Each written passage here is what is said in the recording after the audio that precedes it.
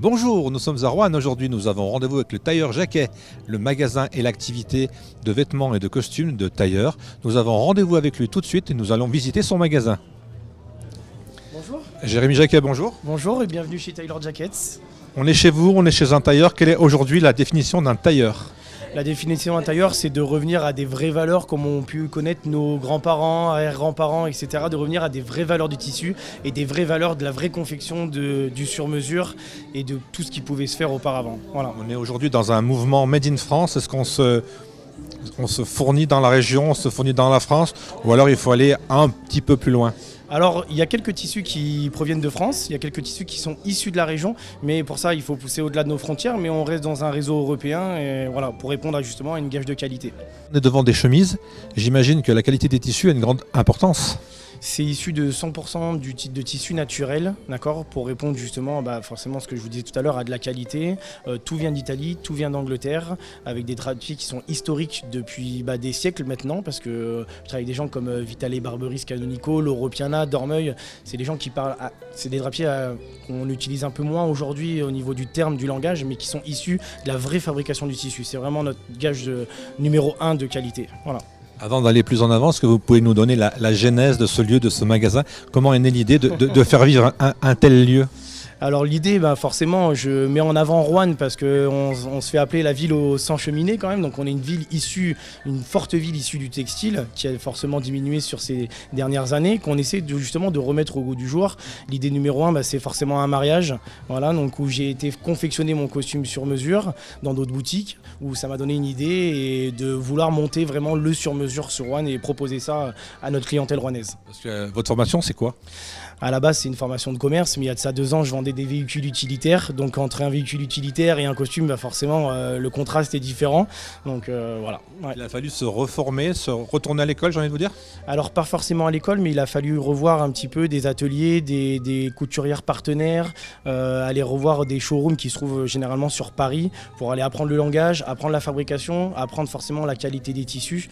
Voilà, et puis on se forme au quotidien de toute façon. Voilà. On est aujourd'hui dans une grande phase de communication aussi. Il faut faire savoir qu'on existe, qu'on est toujours là et qu'on vend des produits et parler de ces produits. Comment vous avez fait pour vous faire connaître également dans la région ? Est-ce que vous avez fait de la publicité ? Est-ce que vous avez utilisé les réseaux ? Comment avez-vous procédé ?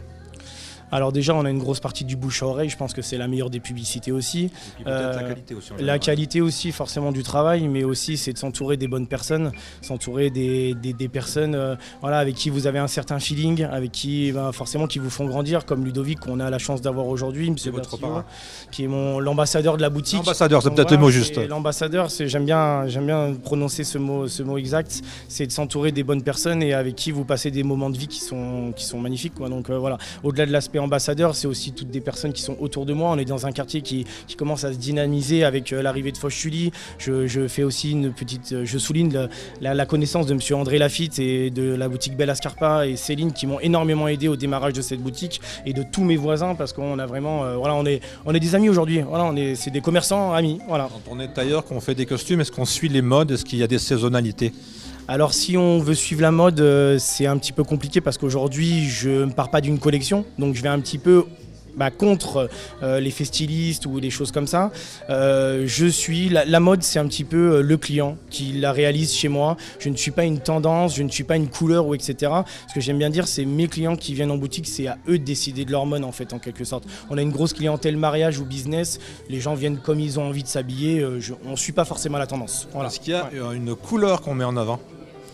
Alors on a eu le vert qui a été très très tendance pendant ces dernières années. Voilà, donc le vert, forcément on est dans la Loire, donc je vais souligner la couleur du vert, mais c'est assez compliqué de parler de couleur. On a 10 000 tissus qui sont référencés en boutique, donc on parle plutôt, au lieu de parler couleur, je parle plutôt d'un style sur du carreau, de la rayure, des choses comme ça qui reviennent vraiment. Et aujourd'hui, en cette fin d'année 2025, quelle est la tendance ? La rayure, le gros carreau, le petit pois ?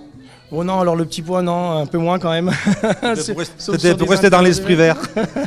Non, le petit pois, non, mais allez, je vais vous parler d'une jolie rayure, c'est assez tendance à l'heure d'aujourd'hui. Et la rayure, elle est plus grosse ou fine ? Non, elle est quand même assez fine, et pas que sur les hommes, aussi beaucoup chez la femme. Voilà. Jérémy, on a parlé de la naissance du magasin, la date de création, ça remonte à combien de temps ? C'était quand ? Alors Tyler Jacket, ça a vu le jour le 2 juillet 2024, donc ça fait déjà 1 an et demi qu'on est sur la place de Roanne. Voilà, donc tout se passe bien, tout est en développement. J'ai accueilli une charmante jeune fille, Maëline, au mois de septembre pour développer du tailleur femme. Donc voilà, ça fait 1 an et demi et voilà. C'était la question suivante, vous vous adressez aux hommes mais également aux femmes. Oui, on s'adresse aux femmes aussi parce que forcément on a étudié le marché et on s'est rendu compte que le tailleur femme revenait vraiment au goût du jour. Et je ne fais pas que de l'homme et que de la femme, on fait aussi du matchy-matchy pour une famille complète, pour des enfants, une petite fille, un enfant ou un petit garçon qui veulent s'habiller exactement de la même couleur pour du mariage ou pour un événement ou autre. Entre le moment où on passe la porte et on vous demande un peu justement les demandes, quel délai faut-il pour aller récupérer son costume ou sa robe ou son vêtement? C'est une très bonne question, je fonctionne en 3 temps. On parle d'un rendez-vous découverte, d'accord, où là on va présenter les tissus, on va présenter les coupes, on va faire essayer pour que le client puisse se projeter. S'ensuit ensuite un rendez-vous qui dure à peu près 1 heure, 1 heure et demie sur un rendez-vous de prise de commande, d'accord. Donc là on valide beaucoup de choses, on valide la confection, etc. Et le client reçoit son costume 5 à 6 semaines après la prise de commande. Voilà. J'imagine que ce ne sont pas que des Rouennais et des Rouennaises qui viennent vous voir. Il y a des gens qui viennent vous voir depuis où? Vous avez un peu des fichiers, des lieux géographiques? Alors on a beaucoup une clientèle qui nous vient de Lyon, parce que forcément, comme on a une très belle gastronomie sur le marché rouennais, donc forcément les Lyonnais viennent aussi à nous pour venir déguster nos traditions, etc. Et qui font un passage aussi à la boutique pour pouvoir se faire confectionner des choses. On est à 1 heure de Lyon, donc c'est assez facile d'accès. On a beaucoup d'une clientèle suisse aussi, beaucoup de Suisses et beaucoup d'Anglais. Voilà. Et je le dis, le point le plus loin en livraison a été Los Angeles. J'ai envoyé un Chinois un jour à un client de Los Angeles qui est issu de Roanne mais qui habite là-bas. Donc voilà. Donc on travaille un petit peu, du moment que le client est passé une première fois dans la boutique, on travaille un petit peu dans le monde entier. Voilà. On disait tout à l'heure que vous aviez un ambassadeur officiel, mais vous avez plusieurs ambassadeurs qui sont dans le monde entier finalement. Alors oui, dans le monde entier aussi, mais aussi sur les réseaux sociaux. Voilà. Je pense à mon ami Duke Wallington et Julien de la page Homme d'élégance sur Instagram qui sont des ambassadeurs de l'univers sartorial et de la mode d'élégance. Donc voilà, je les mets en avant aussi aujourd'hui parce que c'est des gens avec qui je travaille et qui m'ont beaucoup aidé aussi au démarrage de la boutique. Donc les réseaux, il y a une forte communauté des réseaux aujourd'hui qui se fait sur la vie du commerce aujourd'hui, on demande beaucoup de l'événementiel. Là, on a de la chance, on est en pleine période de Noël, on a vu passer la parade. Quels sont les prochains événements que vous avez prévus dans le calendrier qui vient dans ce début d'année 2026 ?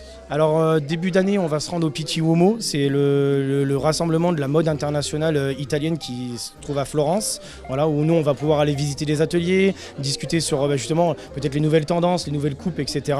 Donc on va à Florence au mois de janvier, on va refaire le salon du mariage aussi au mois d'octobre à Geoffroy-Guichard à Saint-Étienne, qui est un très très beau salon pour justement pas attirer que le Rouennais, attirer aussi toute cette clientèle Rhône-Alpes, Auvergne, etc. pour voilà, que vraiment on recentre Roanne au cœur des discussions. Voilà. Il vous arrive d'aller faire des salons hors Rhône-Alpes ?